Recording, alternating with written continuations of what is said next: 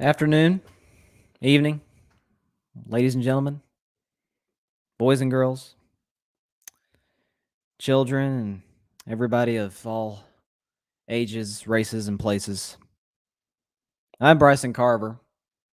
As you might have figured out by now, I'm sad. It's because the Red Sox season is over, and I'm depressed. And I think I've come to the conclusion, I thought about it over the weekend because we lost Game 6 on Friday. I've come to the conclusion that part of the ALCS was rigged. Not the whole thing. No, games 2 and 3 were fair. We won those fair and square. But I want a special committee. I want lawyers. I want them to travel down to Houston, Texas, and investigate Game 1 and Game 6. And I want that same team to go up to Boston and investigate Games 4 and Games 5. I want a recount. Recount the Astros' hits and our lack thereof. And runs and oh man, yeah, that hurt. Obviously, I'm joking, guys. I don't think the ALCS was rigged. Don't worry about it. I'm not that kind of person. But I am going to be wearing some Red Sox gear to celebrate our team's excellent season, and we will be back in 2022. By the way, to talk some baseball, I'm going to have my man Alfred Parsard Jr. from the Metropolitan Report. Had him on all throughout the playoffs. Had him on at times during the regular season. We're going to talk World Series, Atlanta Braves, Houston Astros. It's going to be a good one, y'all. I think it's going to be fun. So I'm going to predict the World Series. We're going to talk about that, talk about the matchups, starting pitching, offense, the whole bit. It's going to be really fun. Also, NFL, wild Sunday yesterday. Tom Brady threw his 600th touchdown pass of his career. There was a whole thing with the ball and everything. But I want to talk about the significance of that 600th touchdown pass in Tom's career as a whole, because it's an outstanding accomplishment, and it'll be a while before someone hits 600 for a very, very long time. I'm going to talk about that, as well as the Raiders' hot streak, the Colts beating the 49ers on the road in terrible weather, and at the end of the show, going to predict Seahawks, Saints, Monday Night Football. It's going to be a fun night of sports. And a fun week of sports. NBA's really in full swing. As depressing as my Red Sox loss was, hey, my Warriors are 3-0. We're legit. So we're going to talk about all of that in just a second. But I got to start with the Kansas City Chiefs and the Tennessee Titans. Now let's do the good stuff first. Let's talk about Tennessee. I think the Titans at this point can make a legit argument that they are a Super Bowl contender. Because what's the thing that I criticized the most last year, really that a lot of people criticized the most about the Titans last year, despite going 12-4, winning the AFC South, their defense wasn't that good, which was kind of shocking considering that Mike Vrabel, their head coach, is a defensive guy. And yet it was the Titans offense that carried them last year, and what we thought would probably carry them this year. I wasn't that high on Tennessee, to be honest with y'all, going into this year. I had the Colts winning the division, and hey, they still very well might, the way they're playing, and I'll get to the Colts later in the show. But my thing was they lost their offensive coordinator. Their defense still isn't very good, and I felt like the Colts improved. But one thing I never doubted was Derrick Henry. Now, it's time, ladies and gentlemen, to put Derrick Henry's name in the MVP discussion. Because, look, I get it. Quarterback is the most valuable player, most valuable position on the field. I totally understand that, and obviously I agree with it. We all know that. Salaries speak for themselves. Quarterbacks are more valuable than running backs. But Derrick Henry ain't just any running back. I mean, heck, he threw a touchdown pass yesterday. I guess he got the memo. You got to throw touchdown passes to be in the MVP race. So Derrick Henry threw a touchdown yesterday on a trick play, obviously, a little jump pass in the end zone for Tennessee. But he's leading the league by a mile in rushing yards. He's the heartbeat of the Titans offense. They go as he goes. Ryan Tannehill can't be Ryan Tannehill if Derrick Henry isn't absolutely dominating. I mean, he is absolutely tearing up the NFL right now. And I like I said, I think it's time we stop disrespecting this man. Let's put his name in the MVP discussion. And the Titans defense is playing much better. Much better the last couple of weeks. Got to stop when they absolutely had to against Buffalo, against a Chiefs offense, which we all know can score a lot of points. They gave up 3. So that's my take on the Titans. They're a very good football team, arguably a Super Bowl contender, and definitely better than Kansas City.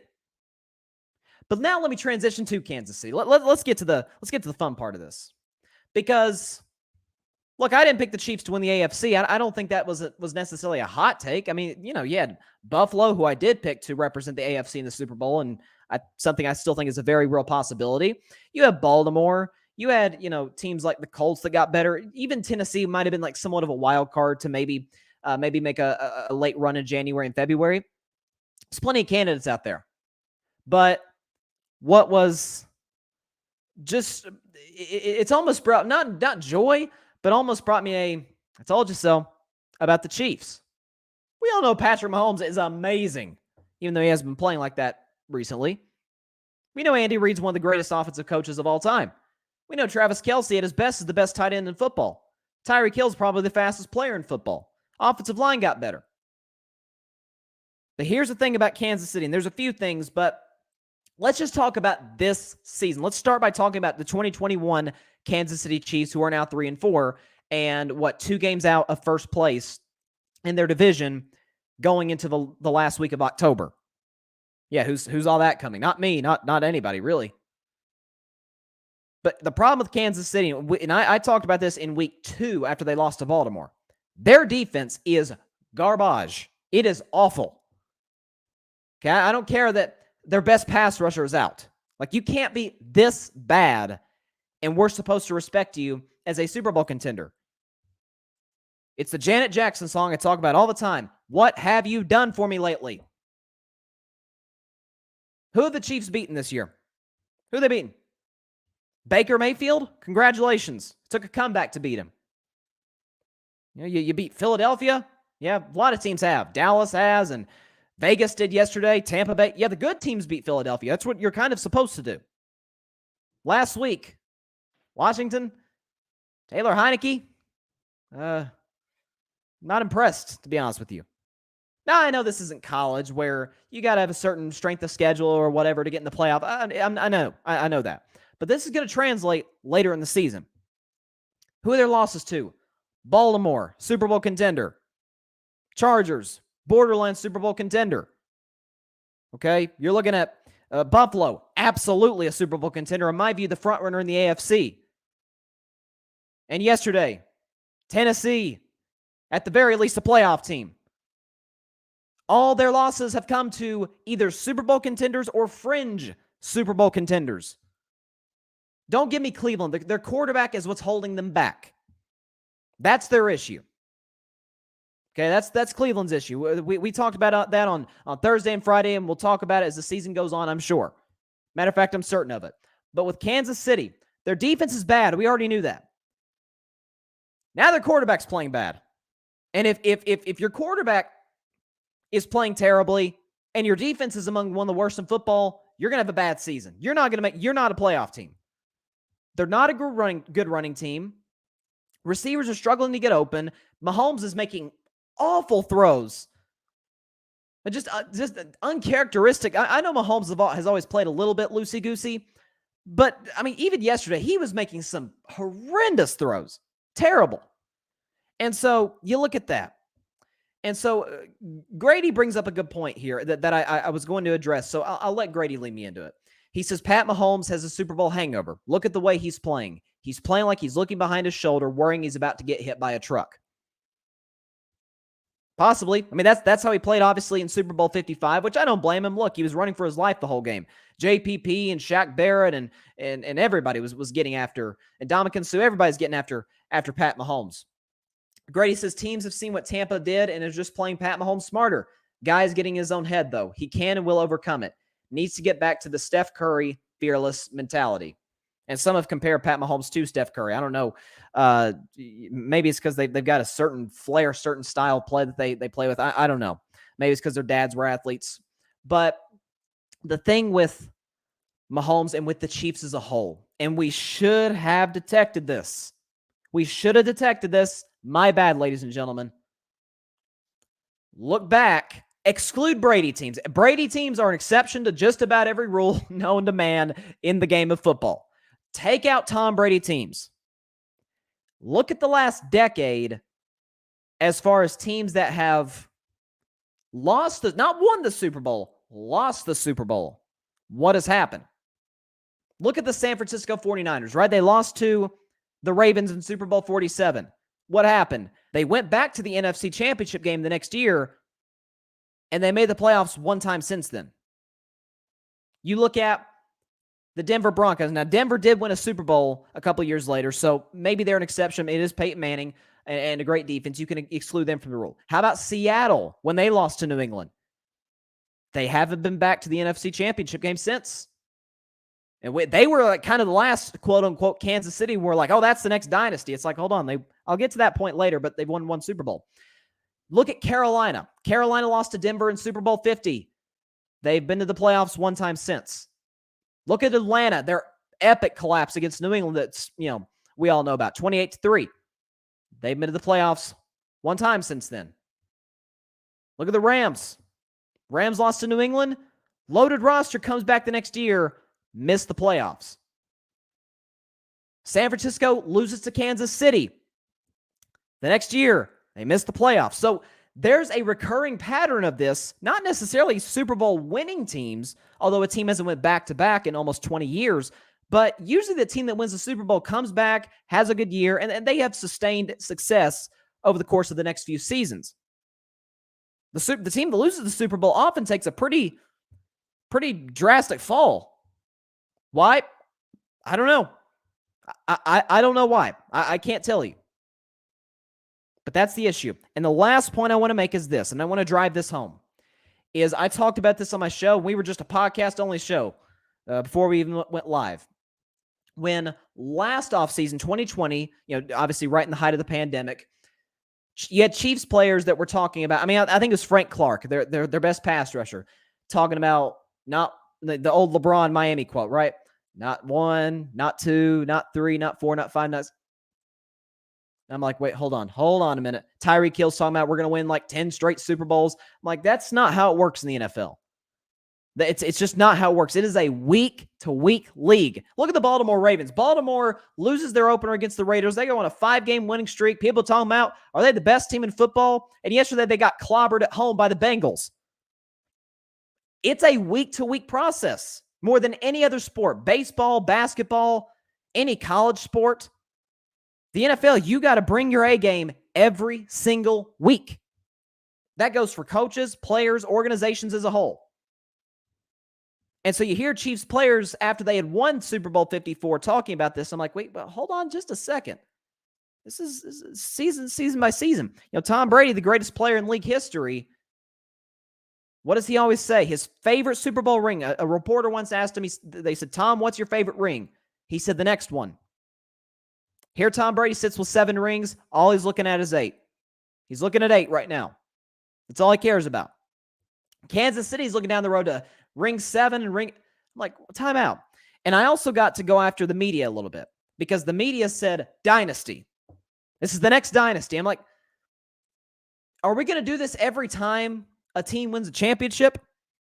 Because we all know that's usually not the case unless you have a legit actual dynasty like, say, New England or the Warriors in the NBA or the Yankees 20 years ago, like true, legit dynasties. Bulls in the 90s, we get the story.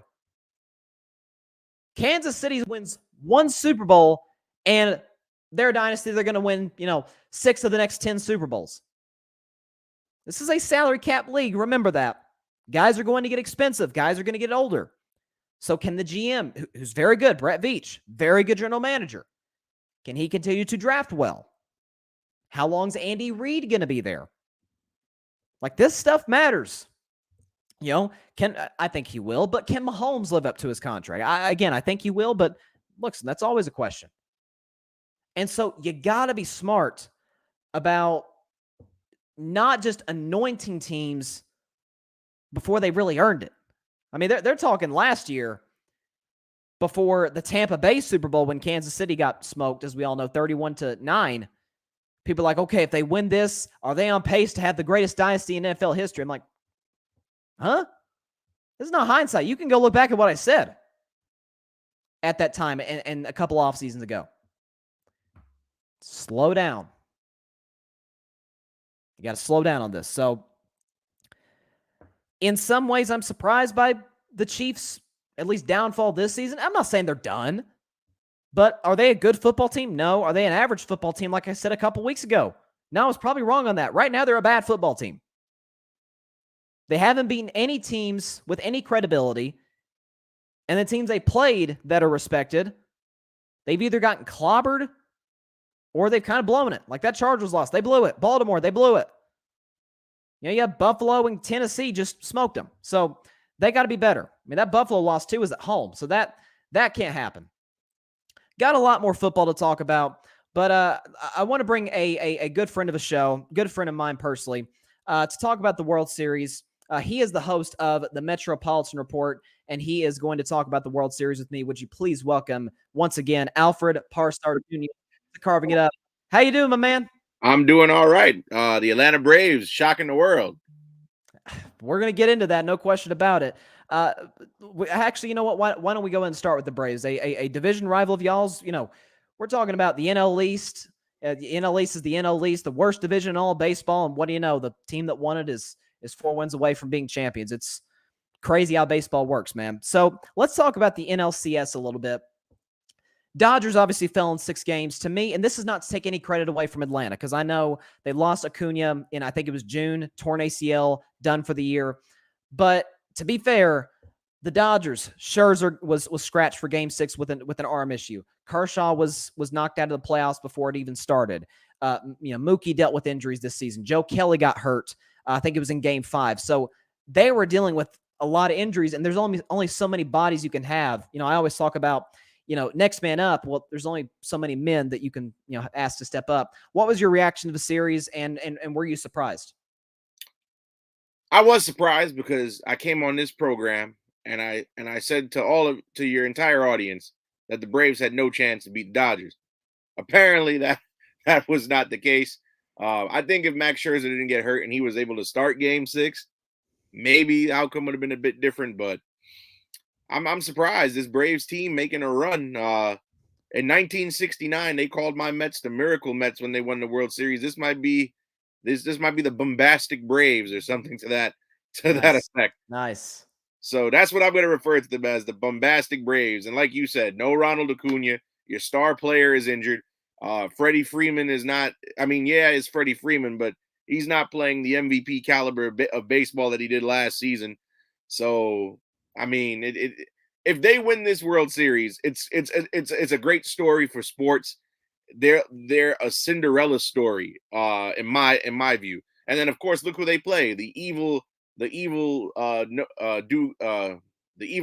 the Astros. So right, who nobody wants to see win except Houston Astros fans. Although I do have a soft spot for Dusty Baker. Of course, he wasn't involved in that whole scandal. right. So, but no, the Braves are looking like the Cinderella story.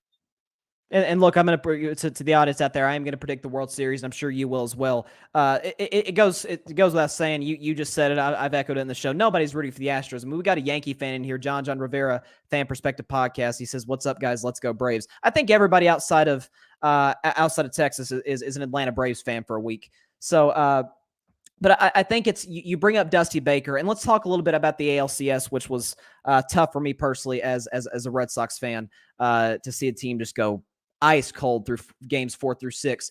Do you think it was Houston just made just an unbelievable adjustment? I mean, Framber Valdez pitched gave you a gem in Game 5. You had the Garcia kid who was awful in Game 2, and the Red Sox could barely make contact off him in Game 6. What do you think was the big turning point in this series for the Astros to come back on my Red Sox? They just flipped the switch. Some things in sports are just unexplainable, Bryson. And I just feel like the bats just came alive. And also what hurt you guys, your offense fell asleep. I believe you guys had one run in the final, 24 innings of the series? 27 innings, if I'm not mistaken. You're not gonna win baseball games in October by not scoring runs. It's not gonna happen. So honestly, I don't even think it was the Astros. I'll be bold with it. The Astros didn't win the series. You guys were just incapable of putting an offense together. Because Evaldi pitched great in that. He did. He was outstanding. Couldn't ask more from him. Especially that fourth inning when he got out of that jam with runners in the corners with no outs, and I believe he struck out the next 3 batters. So, no, he was outstanding. But really, I thought Sale was great in Game 5 until about the 6th inning. But like you said, I mean, Kike Hernandez, who was the hottest player since Reggie Jackson, just completely went cold. Schwarber was 3 for 20-something in the series. Martinez struggled. So you have multiple key guys for Boston who just, I mean, all at the same time, pretty inopportune time, just completely went cold. So, look, I'll give a little bit of credit to Houston. I mean, I get we all hate him, but look, Correa played well. Altuve didn't hit for average in the series, but the hits he did get were massive. Yep. Yeah, they were huge. And obviously, you had Tucker with the dagger, the 3-run homer in the 8th in Game 6. So, as I have a few comments here before we move on, Grady says they had those secret signals in the dugout or whatever they used a few years back to beat the Red Sox. Yeah, I mean, who knows? I know there was some Sox fans starting some conspiracy that there was like a whistle. I don't know. I just think it was Alvarez was through games. I think we got hot in Game 4. He obviously had the homer in Game 5 off Sale, and then Game 6 he was like 4 for 5. So I think it's just Houston got hot and Boston got cold. I think it really is that simple. So talking about the World Series, you got two teams who have excellent starting rotations. You've got two offenses that have come up big at opportune times. Who do you think has the edge in the series? Obviously, the Astros are the Vegas favorite. They do have home field advantage to start the World Series. Who do you think comes into this with more momentum? Because, look, you got the Braves beat the defending champs. You got the Astros coming off a 3-game winning streak to close out their series against Boston. So who do you think has the edge right now? I give the edge to the Braves, and I'll tell you why. As we said on your playoff preview show a couple of weeks back, the Braves, nobody expected them to get past Milwaukee. Then when they got past Milwaukee, nobody, including myself, and I was probably the only person on earth other than Braves fans who thought that they were going to get past the NLDS. They go to the NLCS. Right. Nobody expects them to beat the juggernaut, the Dodgers, and they do. Like, at least with the Astros, people said they were going to beat the White Sox. People said they were going to beat the Red Sox. Nobody has ever favored Atlanta in any of this. They're like you know what I'm going to like in this Atlanta Braves team too, Bryson. And this might be reaching a little bit, but the 1997 Florida Marlins.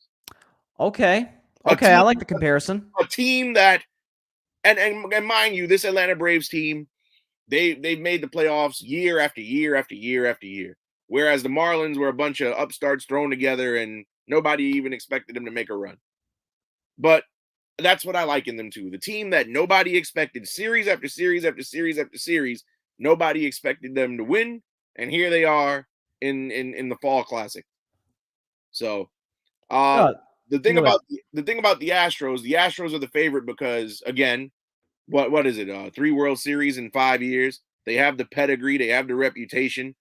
But and I hate to say this as a Mets fan, because the Braves are my chief nemesis, but I would like to see them win just because as much as I hate every other team in the NL East. As much as I hate every other team in the NL East, I hate the Astros more. So I got to pick the lesser of two evils here. It seems like I remember there was I think Michael Kay in New York was talking about, who do you root against as a Yankees fan? Is it the Red Sox or the Astros? Because Astros cheated him out, but then he got the century long rivalry with the Red Sox. It's a hard decision for you to make, my man, and I think you went the right path there. But I think it always goes to show you, it's something I believe for years about the MLB postseason. Right. It's usually not the best team that gets there; it's the hottest team. Yep. I mean, Atlanta played outstanding baseball the last 2 months of the year. I mean, look at Boston. Boston was kind of hanging around there. They got hot in October. Yep. Atlanta, starting pitching was great. Offense, like I said, opportune times. The kid, I'm trying to remember who hit that home run, and I think it was the 4th inning. I'm blanking out here. For the Braves? For the Braves, yeah. Eddie Rosario. He's hitting like 539 or something crazy, in the postseason. So which was a great pickup at the trade deadline because he was playing very well in Cleveland. Yes. And it was a gamble, especially considering Cleveland wasn't totally out of the postseason. So, sometimes you got to get a little bit lucky on those trades to get to this point. have a few comments here. Grady says, how do y'all think this Braves team compares to the bearded Red Sox team that won the series in 2013? I think I compared the Giants to that team because it was kind of a bunch of, older guys. With the only young guy was Yastrzemski, but kind of lesser known, starting pitchers, guys at the end of their primes. That's what I compared the Giants to. And obviously we all know their fate was not the same as that Red Sox team. But so who do you have in the World Series? Astros, Braves, it all comes down to this. Who you got, my man? Even though I don't want the Astros to win, I think this is where the Cinderella story stops. So you got I think Dusty Baker can manage better than Brian Snitker. Mm-hmm. I think that the Astros want to prove that because they claim that they don't cheat anymore. They claim that the scandal is past them. So they want to prove that they could win one post scandal. So I think, and then the way that Correa has been playing, especially Yordan Alvarez with a couple big home runs in the ALCS that probably hurt your spirit. So especially that triple that he got, which I don't know why Verdugo was playing so shallow on Alvarez, but I don't see a way that Houston loses this series. But my track record on this show of predicting MLB playoffs has not been very good, so I could be wrong. Well, last question, then I'll shift to my prediction. How many games do you think it goes? And do you have an MVP? I think this game is going to go. I think the series, is going to go maybe. I see it going 6. Okay.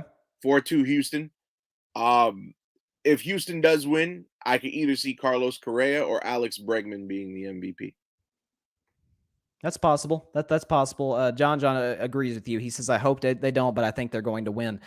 Before I get to my prediction, let's talk about my outstanding track record of predicting series in the show. Here you go, ladies and gentlemen. I think it's over in 3. I think it's a sweep. You think it's a sweep? I think Boston makes it close. Rays win. I think it comes down to a game 5. I'm with you. I like the White Sox in a series. I like them 3-1 over Houston. Red Sox, Astros. Call me biased. I don't care. I'm going to take the Red Sox to win in 6 games.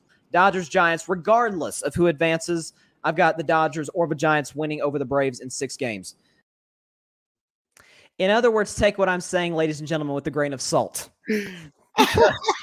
because it has been bad. I gotta cut you off right there. That okay. Was the greatest video package in sports history. I'll give you that one. Kudos to you. Hey, look, we got to be objective in the show. I got to admit when I'm wrong, because if I'm gonna gloat, stick my chest out, then I got to admit when I'm wrong. All right, my World Series prediction: Astros, Atlanta Braves, Houston Astros. I think go 7, and I've got Houston unfortunately winning the whole darn thing. I think that, I guess we can reconcile it with Dusty Baker, winning his first World Series. I think that'll soften the blow a little bit, considering, like you mentioned, he wasn't with the Astros in 2017. He was actually hired because of the scandal. But I think Altuve is going to get hot. I think the starting pitching, again, you got Valdez in game 1, who has, become the playoff ace all of a sudden. And ultimately, I think Houston right now has just a little bit more momentum than Atlanta. That's kind of where I'm at. And my World Series MVP is Carlos Correa. I think Carlos Correa is going to leave Houston in free agency, and so I think he's going to want to go out with a bang. He's going to get the bag in free agency, so he's going to leave Houston in a great way for him. So I got Houston Astros winning in 7 games. Last few World Series, it seemed like it went the distance. So I think this one's going to be the same, and Carlos Correa is going to win MVP of the World Series. What are your thoughts on that? Hey, first off, if he's going to leave Houston after this season, he can come right here. So wait. Time out. So you're going to replace Lindor? No, we're not replacing Lindor. We are moving Correa to third base. Okay. He's played innings at third before, so okay. Secondly, like I said, Correa's been on fire. If he so happens to win the MVP, I wouldn't be surprised. Okay. So yeah, people like that video. Grady said, "Oh no, stop it, Grady. Are the Houston Astros a dynasty if they win?" No, they are not a dynasty. I get they will be. It's ironic the team they're playing. They would be See, I hate to call them a dynasty at all because they won that first one in 17, but No almost an Atlanta Braves style team from the 90s. I think the Braves were actually the last team to make 5 LCSs consecutively. It would be something similar to that, but the first championship is absolutely tainted because of the cheating scandal. And, also because I think to be a dynasty, you got to win at least 3. That's kind of my number. 3 within 5 or 6 years, and I consider you a dynasty. John thinks that Correa is going to the Yankees. I really hope that's not the case. I don't know. No. I don't think that's going to happen. No. He wouldn't get along in that clubhouse. Yeah, especially, because they cheated him in 17, and one can make an argument with the whole Altuve thing with the jersey after he hit that walk-off in Game 6 in 19 that there might have been a little bit of something there, but I don't know.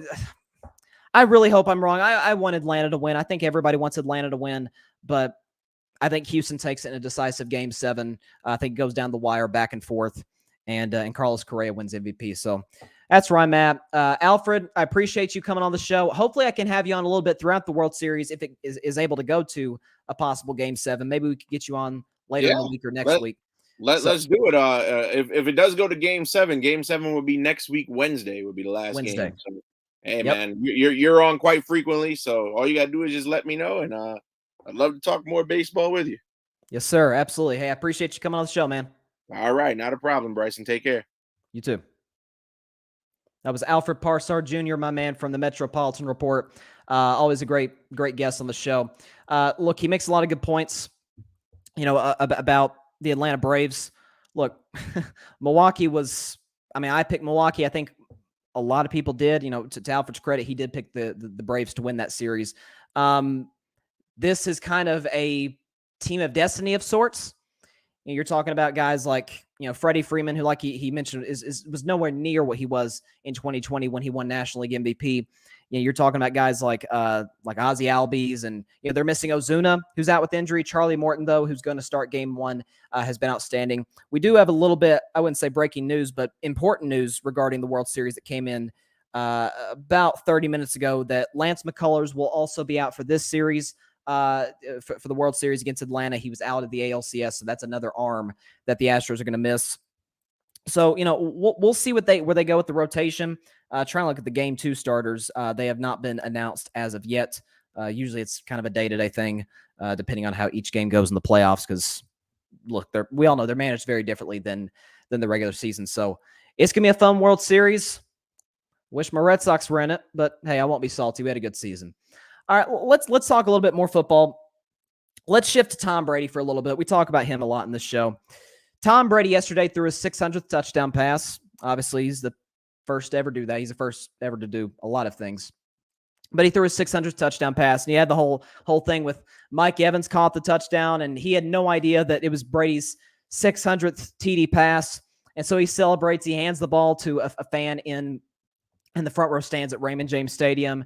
And a few minutes later, a Tampa Bay Bucks, some sort of personnel from the team goes up to him and makes some sort of negotiation. And I'm trying to find, I think from what CBS said, CBS, who was doing the broadcast, let's see if I got it right here. The trade. Okay, so the fan gave the Bucks the ball back, the 600 touchdown pass ball back, and according to Greg, it was this. Greg Allman of The Athletic. The fan in return got a different game ball, a $1,000 gift card to the team store, and a promise of a helmet and a couple jerseys, as well as something nice in return per Brady. First of all, that is a terrible negotiation by that guy. Look, I know it's hindsight. And I don't want to be too hard on the guy. It's a heat of the moment kind of thing. You're like, wait, hold on. I'm in this tough position. I get it. But if I'm him, I'm asking for season tickets for life. I'm asking for a couple of signed jerseys and probably playing golf with Tom Brady. That's what I'm asking for. If y'all can't do that, then y'all ain't getting this ball back. So, they have to do something. It's a great NFL organization. They'd have made it happen. Tom would have made it happen. But that was a cool moment there. Grady going back to the World Series says Atlanta needs to win something for once. Atlanta not only needs to win, they need to not choke. Because if they lose to Houston and they blow it in some way, shape, or form, man, I'm rooting for my friends in Atlanta, because I know a few people who are Braves fans, and so hopefully they can bring a championship home. But back to Tom, it's obviously 600 touchdown passes is very impressive. Again, nobody's ever done it, so it's outstanding. But what I think it just goes to continue to show you the longevity of Tom. Tom Brady, if you think about it, if you divided his career into three pieces, into three careers, they're all Hall of Fame quarterbacks. Because if you look at the first part of Tom Brady's career, like the first 5-6 years or so, he won 3 Super Bowls and 2 Super Bowl MVPs, but he didn't win any regular season MVPs. So he's a little bit more of the game manager type of guy, more of the don't mess it up. But in the clutch, last 2 minutes of the game, he always came up big. You think about the Super Bowl against the Rams. When the game's tied 17, the great John Madden in the booth said, nah, I just take a knee, go to overtime. Tom Brady leads the Patriots right down the field. And, of course, Adam Vinatieri hits one of the greatest kicks in NFL history to win the Super Bowl for the Patriots. And Madden went on to say after the game that it gave him goosebumps. And so you had that. You had, a couple of years later against the Panthers in the Super Bowl, leading New England down. Vinatieri, once again, kicks the game-winning field goal. So he didn't show the, wow, look how good this guy is, but he won. And so that in itself, 3 Super Bowls in 5-6 years, that's a strong resume with 2 Super Bowl MVPs, by the way. But then you look at the second part of his career, and there weren't as many championships. He had 2 Super Bowl appearances, lost to Eli Manning twice. But he won 2 regular season MVPs. He had the 2 Super Bowl appearances, and he led the NFL in touchdown passes twice in that span. So then it's starting to transition into, okay, he's not winning the championships, but man, this guy's good. Like you got to put in the conversation with the Mannings and the Favres as one of the best quarterbacks currently in the league. And then the next part of his career, the part the stage he's in now, it's nothing but championships. He's got 3 Super Bowl MVPs in that span.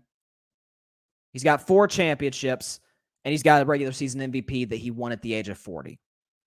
And a strong argument could be made that Tom Brady is the front runner for MVP. I mean, think about that. A 44-year-old quarterback might be leading the MVP conversation right now. Now, it's week 7, so there's a long way to go. Lamar Jackson didn't help his case yesterday, but I just mentioned Derrick Henry. You got guys like my man Dak Prescott is in it. I think Justin Herbert is still somewhat in it. Kyler Murray is definitely in it. He's at the front of the MVP train. So there's a lot of guys that you could throw out there. Grady, who, by the way, is a Patriots fan, says, unbelievable achievement for Brady. His early stats were in a different era. We live in a day and age where people are obsessed with analytics and fantasy football. I think 2013-14 was one of his best. At 2013, that was not a great Patriots team, and he got him the AFC Championship game. And then 2014. How crazy is this? I just thought about this. 7 years ago, Tom Brady and the New England Patriots got just clobbered by the Kansas City Chiefs in a Week 4 Monday Night Football game, and the Patriots' record fell to 2-2. And they're asking Belichick after the game, hey, Coach, have you considered any quarterback transitions? Have you considered giving the ball to Jimmy Garoppolo to be your starting quarterback? And even Belichick, who he and Brady didn't have a great relationship at all, even Belichick had to chuckle at that. It was like, are you kidding me? This is Tom Brady. Everybody's saying, oh, Tom Brady's done. We're talking 7 years ago. Everybody in the media, Tom Brady's done. He's washed. He's, at the time, 37 years old. He's old. He's done. 7 years later, 4 more rings later, an MVP later. It's unbelievable. Grady mentions season where he went 25-11 and lost Welker, Deion Branch, Brandon Lloyd, and Aaron Hernandez to jail, and still went 12-4 and was a game away from the Super Bowl. The man proves it's not all about the stats. And that's what's impressive now too, Grady. He's still winning with the stats. So this is the best part of his career. First part of his career, championships. Second part of his career, he's putting up the numbers, but he's not getting the rings. And the last part of his career, he's putting the two together. Yes, he can play till 50. Okay, he can play to 50. Let's put that discussion aside. With the rules today, like you mentioned, Grady, and I talked about this about a month ago, with Tom and Gronk, we're talking about can Tom Brady play to 50 years old? I said, yeah, because free agents are going to be drawn to Tampa. They want to win with Tom. The rules today, and I'm trying to remember the last reason. He takes great care of his body. I mean, if he's still producing like this, yes, he can play till he's 50 years old. So hats off Tom Brady. 600 touchdown passes. I believe it's now at 601. I think he threw another touchdown pass in that game. And the Tampa Bay Buccaneers are, in my opinion, still a favorite to represent the NFC in the Super Bowl. So let's transition now. What else we got? Let's talk about the Colts and the 49ers. This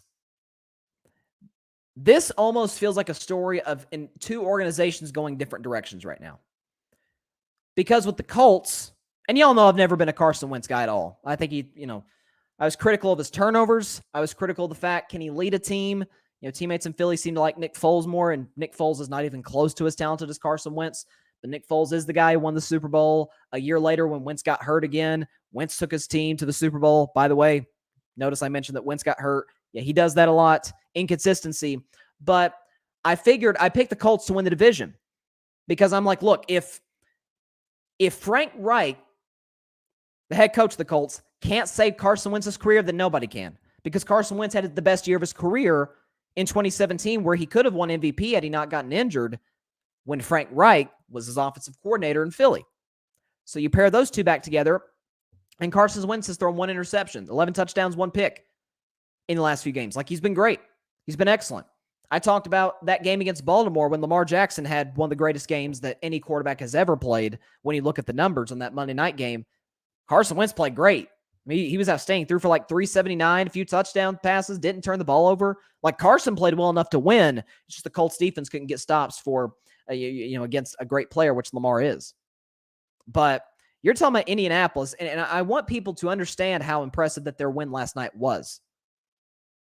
Because they went into an environment in San Francisco where you got terrible weather. I mean, all day in the Bay Area yesterday, in Sacramento, and in San Francisco, in Oakland. I mean, it was just raining all day long. So the field was wet. You could tell by watching the game. Some of the paint had been worn off the field because of the rain, because of the conditions.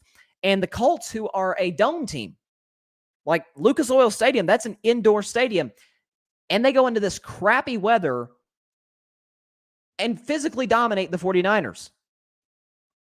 Carson Wentz played well, although Carson had a terrible interception in the red zone. I don't know what he was doing. That little flip toss, almost a shovel pass that got picked off. It was just a dumb play. But outside of that, he was virtually flawless. I mean, that touchdown to Pittman, it was a gutsy call by Indianapolis, and a great throw by Carson to Michael Pittman, which pretty much iced the game at 38-18.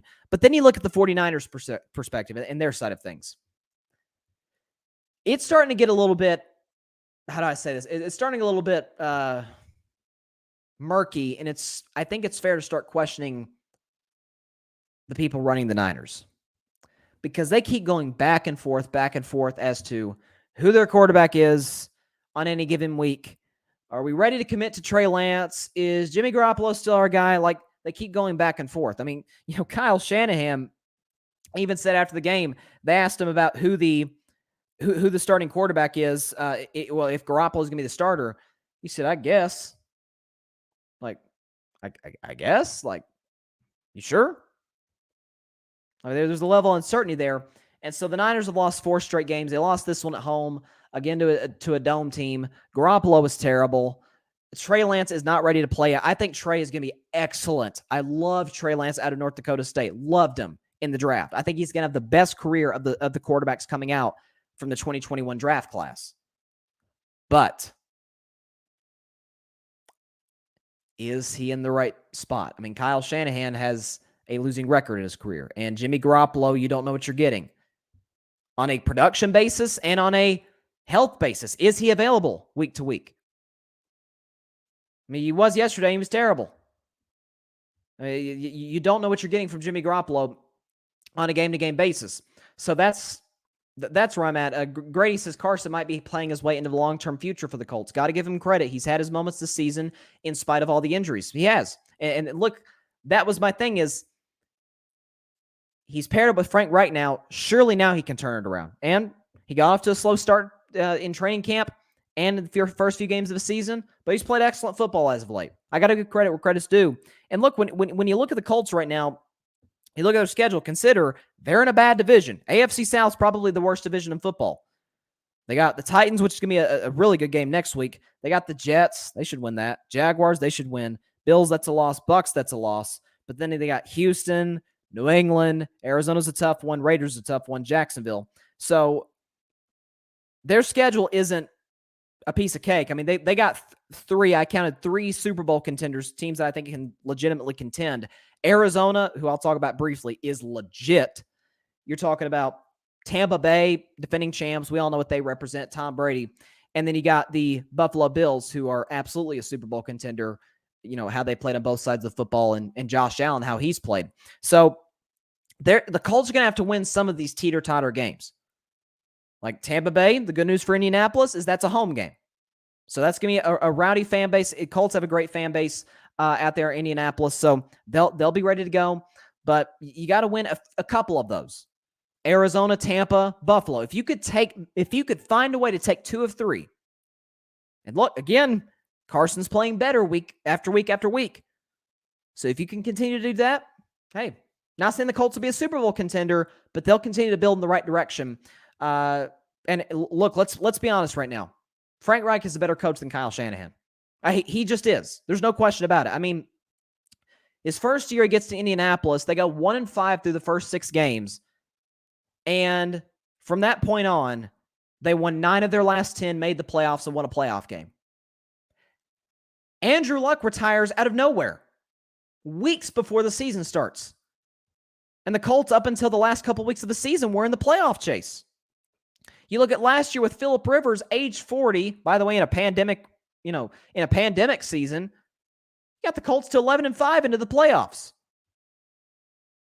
And this year, they didn't play well to start the season, but they're playing good football since. So let's be honest. Frank Reich is a better coach than Kyle Shanahan. It's time for us all to admit that. Even me, who's a big Kyle Shanahan fan, he got outcoached yesterday. Off a bye, too. That, San Francisco over Indianapolis was my If I Were a Bet Man segment on Friday. Because I'm like, look, it's Kyle Shanahan off a bye. Garoppolo's going to start. He's playing better. I'm like, what's going on?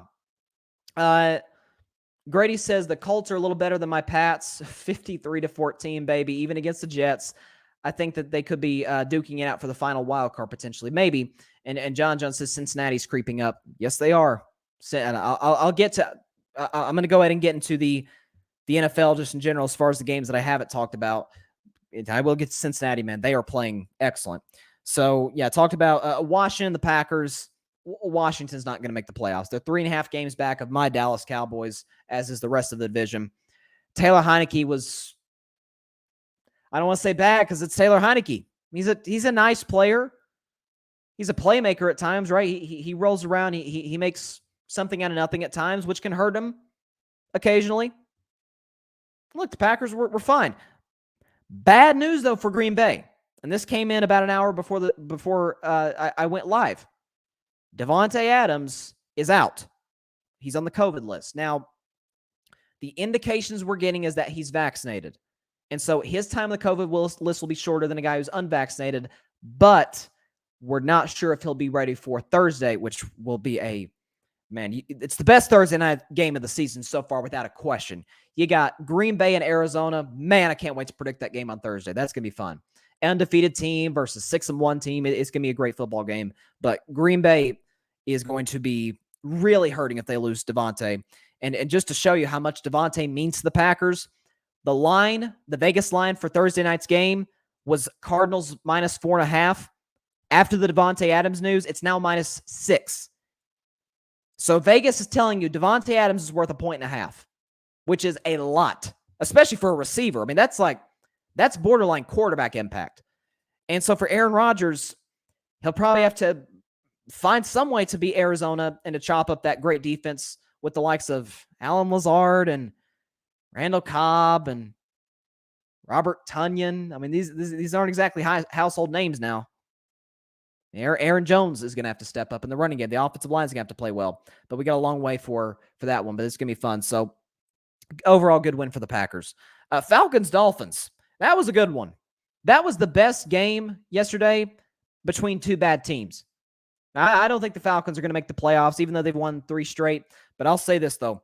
Kyle Pitts is unbelievable. He had his breakout game against the Jets a couple weeks ago in London. And then yesterday, 7 catches at $173. Or, sorry, I'm sorry, at $163. I mean, he is, like all the draft scouts said, and I totally bought into this, best tight end prospect of all time. And the Falcons validated that by drafting him the highest that any tight end has ever been drafted. He is, and what they're doing, too, what Arthur Smith is doing, he's an offensive coach, so he would know. He's putting Kyle Shanahan all the way in the formation. All the way around the offensive formation. So, and Matt Ryan's played fairly well. John said, leave my Jets alone. I'll get to your Jets, man. I will get to him. I will get to Jim. Grady says, a little off topic, but any thoughts on James Harden's play thus far? I don't think age is catching up. Do you think age might have started to creep up to him a little bit? He says, man is 32. I'll be honest with you, Grady, and I'll get back to football, but I'll briefly discuss Harden because the Nets are 1-2. Could it be that the NBA putting more of an emphasis on players drawing fouls has a little bit of something to do with that? I mean, James Harden, part of his game was getting to the free throw line, shooting 12 to 14 free throws a game. Well, they're not blowing the whistle on some of that stuff anymore. I mean, that's part of the reason that he struggled in the playoffs and why I've been so hard on him, because I've always said, look, the greatest players ever adjust. Steph Curry, who's in my view the second greatest point guard ever to Magic Johnson, first game of the season against the Lakers, Steph Curry couldn't throw it in the ocean. He hit like 5 shots the whole game. He was, he said after the game, he shot like trash. And he did. He was like 5 for 23 or something. He was awful. But he had a triple-double. So he found a way to impact the game. He adjusted. Kevin Durant had a triple-double the other day against the 76ers. Kevin Durant is not the first guy you think of when you think triple-doubles. You think Luka Doncic, you think LeBron, you think of guys like that. You don't think KD. KD's had to adjust, and Harden has not adjusted to the new rules. Now, we're 3 games in. He's a smart player, so I'm sure he'll be able to find some way to make an impact, but that stuff was going to impact guys like him and Trae Young to a certain degree, so they'll have to find some way to score or a way to score differently after this new rule, which I think as NBA fans, we were all in favor of, because dudes were like literally just throwing their whole bodies into guys and getting foul calls. But back to the Miami and Atlanta game, I mean, Tua threw 2 terrible interceptions, but he shows you how bad Atlanta's defense is. 271, 4 touchdowns, and a passer rating of 109. I think we've all established Tua is not the guy anymore. I mean, we heard the reports last week that the Dolphins are having discussions for Deshaun Watson, and Tua threw 4 touchdowns in Atlanta's defense. And it took a game-winning field goal to beat Miami. So, we'll see. I won't leave your Jets alone. I'm sorry, John. I know you're probably a little depressed after this game. The New England Patriots and Bill Belichick in particular still own the New York Jets. And Zach Wilson got hurt, and apparently it's a sprained MCL, and he's out for 2 to 4 weeks. So I don't know who I guess they'll go with Mike White from here. So not exactly not great if you're the Jets, but they couldn't do anything offensively. They just couldn't. The Patriots dominated them in every phase of the game, and that said to me a lot about Robert Saleh, because I had New England winning this game, but I had New England winning 27-23. I thought it was going to be close, and because the Jets are coming off a bye week. And so I'm like, I like Robert Saleh. Let's see what he looks like off a bye. It was terrible. I know it's in Foxborough. You got to be better than that. So I understand he's a rookie, but dang, off a bye week, and that's what your team looks like? That's bad. Another team that looked bad yesterday was the Carolina Panthers against the Giants. I mean, we all know the Giants are a bad football team. They're missing Galladay. They're missing Tony. They're missing Sterling Shepard. Basically, their top 3 wide receivers are out, and they win by 22. Sam Darnold was garbage. He was terrible. Now, the Panthers reiterated after the game, he's our starting quarterback for the rest of the year, which, okay, I'll buy that. But reports out of Carolina also said they're putting their name in the Deshaun Watson sweepstakes. So like I said, your quarterback has to show you things that you don't like at all if you're in the Deshaun Watson sweepstakes. And Sam Darnold the last few weeks has been awful. I mean, you're talking about his numbers. 16 for 25, 111 yards, a touchdown, a pass rating of 57, and a QBR of 10. For those of you who don't know, QBR, quarterback rating, is 0 to 100. He got a 10. And P.J. Walker had to relieve him. P.J. wasn't much better. He's 3 for 14. So the Panthers without Christian McCaffrey have completely fallen apart. Completely fallen apart. So they're a mess right now. Bengals. Statement of the day, really. Cincinnati Bengals go into Baltimore and just manhandle the Ravens. I mean, they scored 28 unanswered points to close the football game. Baltimore scored 7 points in the entire second half. I mean, that was a just complete physical domination. Grady says, just glad my Pats had a bye week Sunday. Not too often you get 2 byes in a season. No, you actually get 3, Grady. 3 byes. You play the Jets twice. Play the Jets twice, and you get your formal bye. That was just your glorified bye week. But Cincinnati goes into Baltimore. I get it's a division rivalry, and I get Cincinnati to play well up to this point. It wouldn't have shocked me if they went in and beat the Ravens in a close game, like they won in like a game-winning field goal or something. They just pushed them around. I mean, and Jamar Chase cannot be covered. They can't stop him. And so, you can see now why Joe Burrow went to the Bengals front office during the draft and said, hey, draft him. I played with him in LSU. Draft him. And that LSU connection, it looks like 2019 all over again. I mean, Chase yesterday, who I think we can all acknowledge is the front runner for Offensive Rookie of the Year, 8 catches for 201 yards and a touchdown. I mean, he was they could not cover him. And Baltimore has some injuries in their secondary, but still, that was unbelievable. Burrow, by the way, 23 for 38 for 3 touchdowns. He did throw a pick, but he had a passer rating of 113. So he was excellent. I mean, what are the chances? I'm looking at the standings right now. What are the chances that in week 7, the top 3 teams in the AFC, the 1 seed through the 3 seed, I'll go 1 to 3, Bengals, Raiders, Titans. If you'd asked somebody going in before the season, week 7, who's top 3 in the AFC, they'd have said Chiefs, Bills, Browns. One of those teams has a losing record. Another one of those teams is a game over 500. I mean, the Kansas City, as it stands now, is not a playoff team. Cleveland is the 7 seed, and Buffalo's the 4 seed. It's the NFL. That's how it works. Grady asked, would you personally trade for Deshaun? Bryson, if you were an NFL team. I feel like the moment he gets traded, he's going on the commissioner's, I think you mean the commissioner's exempt list. Well, it depends on who my quarterback is, Grady. And it's tough because, like you said, he's going to get suspended. He's going to be on the commissioner's exempt list, so he is not going to be available for a little bit. My thing is, and it's tough because you got to wait for the legal process to play itself out, which from what I know, isn't going to happen until the middle of next year, early to mid 2022. Like, I got to know if I can't be 1 foot in, 1 foot out on my quarterback with Deshaun. I talked about this on Friday. Like, the teams that are in the Deshaun Watson conversation, Miami, they don't believe in Tua. They're not sold on Tua at this point. They're pretty much going to move on from him. Now Carolina, you see how their quarterback has played. So the only teams that are in, as great as Deshaun Watson is, there's, like you said, there's the legal issues that are going to be important here. So I think that, again, it depends on what team I run.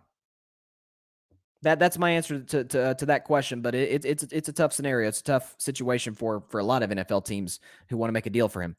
Eagles, Raiders. I think it's funny. Once you get some toxicity out of the room, what happens? John Gruden was toxic. We saw that in the emails. we saw that a couple weeks ago. But John Gruden's out of the building, and the Raiders look like they might be the best team in the AFC. Defense has been great. Derek Carr might be playing himself back into the MVP discussion. mean, he's playing excellent. I get Philadelphia's defense isn't great, but Derek Carr completed 91% of his passes yesterday. We consider 75. Well, that's really good. 80, man. 91% of his passes were completed yesterday. 31 for 34, for those of you that were curious. 2 touchdowns, a passer rating of 113. Derek Carr was great. The Raiders ran for 119 yards against Philadelphia. I mean, they're leading the division over the Chargers, over the Chiefs. The Raiders are playing great complimentary football right now, and it's amazing once you get an old head out of the room.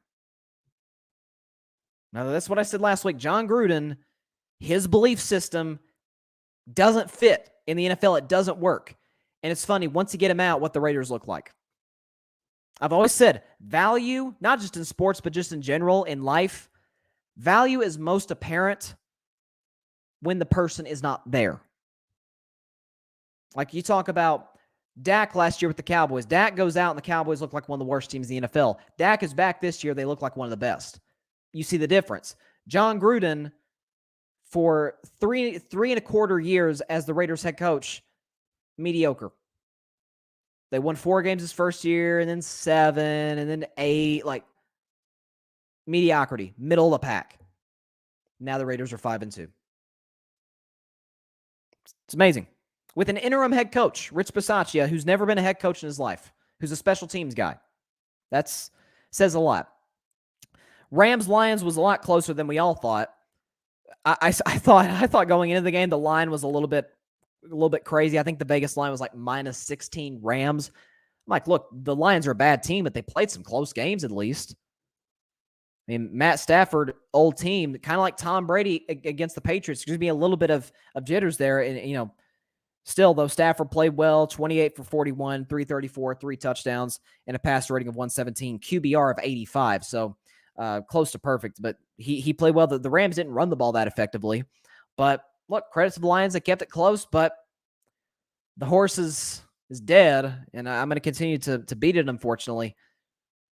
Jared Goff is now 0-14 without Sean McVay, and that 14th loss came to Sean McVay.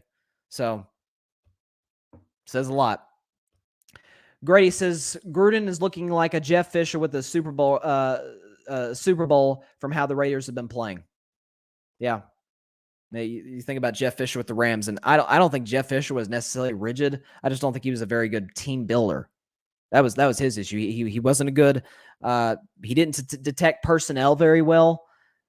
Coaching was archaic, and that was Gruden's coaching was archaic. His belief system in general is archaic. So, yeah, you make a good point. Get him out of the room and see what happens.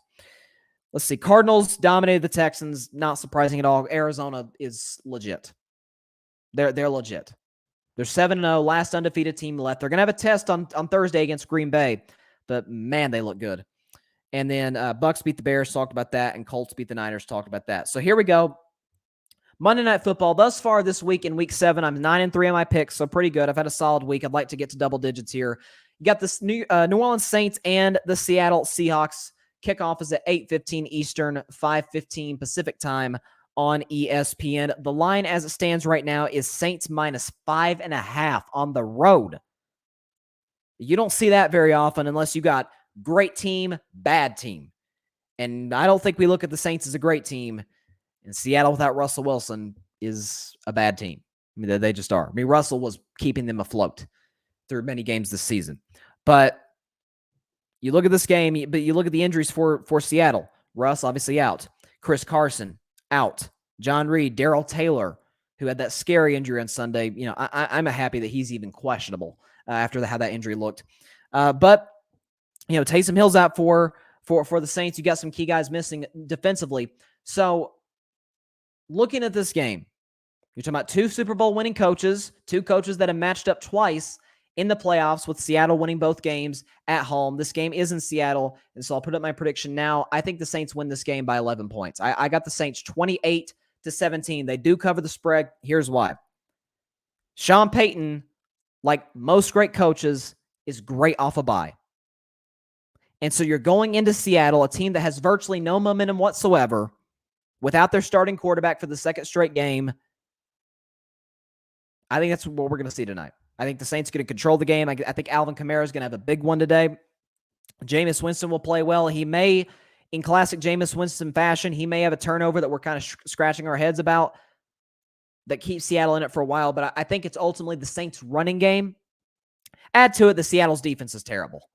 They're awful. Seattle is one of the worst defenses in the NFL. They can't stop anybody. They made Big Ben at times look competent. And I think Jameis Winston's better than Big Ben. So I think that's what we're going to see tonight. Saints win this game 28-17. They do cover the 5.5-point spread for those of you that bet games. That's why I have if I were a bet man on my shows. This probably should have been my game, not Colts 49ers, but hey, hindsight's 2020. All right, that is all the time we have for today's show. Appreciate Alfred coming by for the Metropolitan Report, talking World Series. Hopefully we can have him on a time or two throughout the series if it goes 6 or even 7 games. So it'll be a fun series. Braves, Astros begins tomorrow. Game 1 and 2, back-to-back days, Tuesday and Wednesday. It's going to be fun. So good Monday night game tonight. NBA's in full swing. Hey, it's sports, baby. We're back. We're like back. So hope everybody has a great week. See you on Thursday, 6 p.m. Eastern, 3 p.m. Pacific time. Facebook Live, YouTube, Twitter. Subscribe on YouTube. Like, share, comment. Helps the show grow. So have a great week. Stay safe, everybody. God bless you all. Peace out.